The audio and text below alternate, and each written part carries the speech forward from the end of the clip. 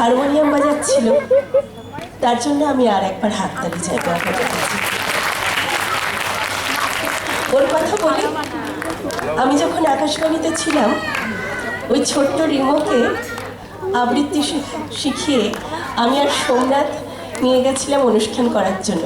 আপনাদের হয়তো খেয়াল থাকবে, খুব ছোট্ট একটি ছেলে নচিকেতার গান গাইতো, সেই কিন্তু ওই রিমো। সৃষ্টি সুখ, এই কথাটিকে যদি আমরা বিশ্লেষণ করি তাহলে মনে হয় যে সৃষ্টিতে যে সুখ, সৃষ্টির মধ্যে যে সুখ, আর সৃষ্টি দেখতে যে সুখ, আমি সেসবটাই নেব। কারণ সৃষ্টি সুখের কর্ণধার আমার সাগরনীল ভাই পাশ থেকে দাঁড়িয়ে দাঁড়িয়ে দেখছিল তার সৃষ্টি সুখের সন্তানদের। অসংখ্য ধন্যবাদ সৃষ্টি সুখের শিল্পবৃন্দকে। মঞ্চে এবারে কত কথার শিল্পবৃন্দ প্রস্তুত।